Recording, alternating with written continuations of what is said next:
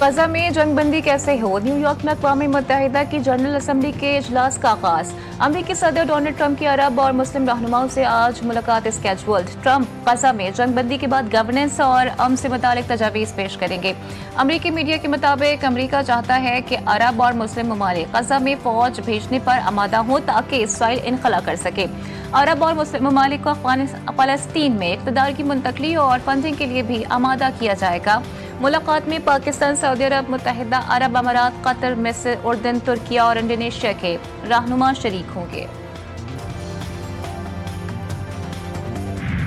Secretary general اقوام متحدہ Antonio Guterres کا جنرل اسمبلی سے خطاب، کہا غزہ کے عوام پر ظلم ڈھائے جا رہے ہیں۔ غزہ میں فوری جنگ بندی اور یرغمالیوں کی رہائی ہونی چاہیے۔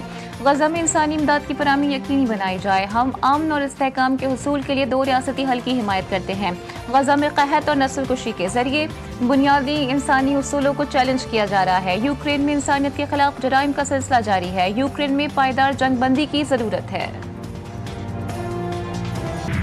پاور سیکٹر کے سرکولر ڈیپ کو کم کرنے سے متعلق بڑی پیش رفت۔ ذرائع کے مطابق وفاقی حکومت اور کمرشل بینکوں کے درمیان سرکولر ڈیپ سے متعلق 1276 ارب روپے کے فائنینسنگ معاہدے پر معاملہ طے پا گئے۔ فائنینسنگ سہولت معاہدے کی تقریب کل وزیر اعظم آفس میں اسکیجولڈ ہے۔ وزیر اعظم شہباز شریف تقریب میں ورچوئل شرکت کریں گے۔ فلسطین کو ریاست تسلیم کرنا حماس کے لیے انعام ہے۔ ترجمان وائٹ ہاؤس کا رد عمل۔ کیرولین لیوچ کہتی ہیں کہ امریکی صدر ٹرمپ سمجھتے ہیں ان اقدامات سے یرغمالیوں کی رہائی اور جنگ کے خاتمے میں کوئی مدد نہیں ملے گی۔ سعودی وزیر خارجہ فیصل بن فرحان نے کہا دو ریاستی حل ہی پائیدار امن کا واحد راستہ ہے۔ فیصل بن فرحان نے فرانس کی جانب سے فلسطینی ریاست کو تسلیم کرنے کے اقدام کا خیر مقدم کیا۔ کہا یہ انصاف کے حصول کے عزم کی عکاسی ہے۔ اسرائیل غزہ میں وحشیانہ جرائم کر رہا ہے اور مغربی کنارے اور مقبوضہ بیت المقدس میں بھی ظلم جاری ہے۔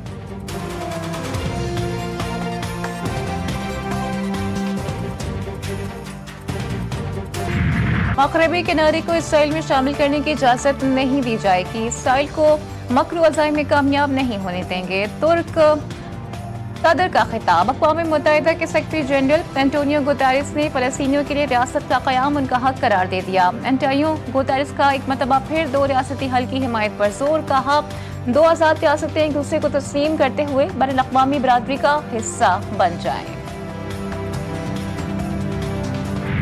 پاکستان کا فلسطینی ریاست کو تسلیم کرنے کے عالمی فیصلوں کا خیر مقدم۔ وزیر خارجہ ساغدار کہتے ہیں کہ فرانس، برطانیہ، کینیڈا، آسٹریلیا، پرتگال اور دیگر کئی ممالک کے اقدامات قابل تحسین ہیں۔ اقوام متحدہ کے ہیڈ کوارٹر میں اعلیٰ سطح کی کانفرنس میں شرکت کے بعد اپنے بیان میں ساغدار نے کہا کہ پاکستان کو فخر ہے کہ وہ 1988 میں فلسطین کے آزادی کے اعلان کے فوراً بعد اسے ریاست تسلیم کرنے والے اولین ممالک میں شامل تھا۔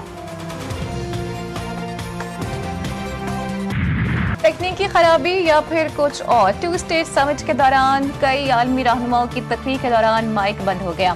انڈونیشیا کے صدر نے فوج غزہ بھیجنے کی پیشکش کی تو لاؤڈ اسپیکر بند ہو گئے۔ ترک صدر کی تقریر کے دوران بھی آڈیو کا مسئلہ درپیش رہا۔ کینیڈا کے وزیر اعظم مارک کارنی نے فلسطین کو تسلیم کرنے کا اعلان کیا، تب بھی مائک کی آواز بند ہو گئی۔ UN حکام کے مطابق مائک بند ہونا ایک تکنیکی مسئلہ تھا جو بعد میں حل کیا گیا، لیکن ہر اہم بار اعلان سے پہلے بند ہونے سے شکوک و شبہات پیدا ہو گئے۔ فلسطینی صدر محمود عباس کا حماس سے ہتھیار ڈالنے کا مطالبہ۔ اقوام متحدہ میں فلسطین کانفرنس سے ویڈیو لنک خطاب میں کہا کہ حماس کو فلسطینی اتھارٹی کے سامنے ہتھیار ڈالنا ہوں گے۔ فلسطین کی گورننس میں حماس کا کوئی کردار نہیں ہوگا۔ غزہ کو امداد چاہیے، قیدیوں کی رہائی ہونی چاہیے۔ حماس کا صدر ٹرمپ کو خط، 60 روزہ جنگ بندی کے بدلے اسرائیل کے نصف یرغمالیوں کو رہا کرنے کی پیشکش کر دی۔ وزیر اعظم شہباز شریف اقوام متحدہ کی جنرل اسمبلی کے 80ویں اجلاس میں آج پاکستان کی نمائندگی کریں گے۔ شہباز شریف پاکستان کا موقف اجاگر کریں گے۔ وزیر اعظم امریکی صدر ٹرمپ کے ساتھ منتخب اسلامی رہنماؤں کی ملاقات میں بھی شرکت کریں گے۔ وزیر اعظم کی گلوبل ڈیولپمنٹ انیشیٹو کی اعلیٰ سطحی میٹنگ اور موسمیاتی کارروائی سے متعلق تقریب میں شرکت بھی اسکیجولڈ ہے۔ شہباز شریف کہتے ہیں کہ پاکستان فلسطین کے دو ریاستی حل کی حمایت کرتا ہے، کشمیر کے حق کی خود ارادیت کے لیے بھی آواز بلند کرتے رہیں گے۔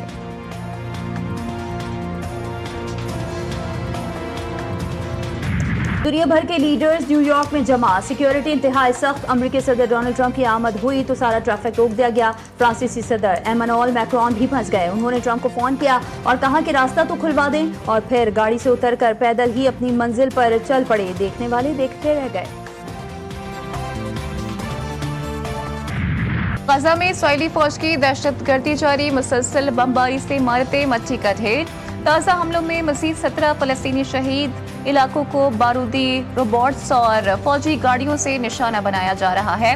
غزہ کے مظلوم عوام تک امداد پہنچانے کا عزم، گلوبل سمود فلوٹیلا کا قافلہ منزل کی طرف رواں دبا۔ صہیونی وزیر خارجہ نے فلوٹیلا کو خبردار کیا ہے کہ وہ جنگ کی زون میں داخل نہ ہوں اور امدادی سامان عسقلان بندرگاہ کے ذریعے منتقل کرے۔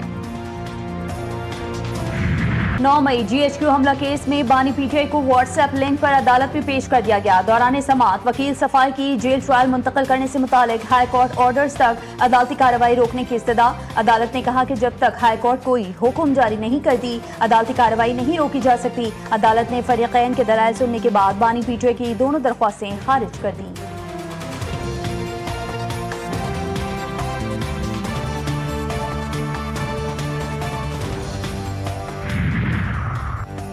نومبر احتجاج کے خلاف تھانہ صادق آباد میں درج مقدمے کی سماعت، پروسیکیوشن نے علیمہ خان کے خلاف چالان عدالت میں جمع کروا دیا۔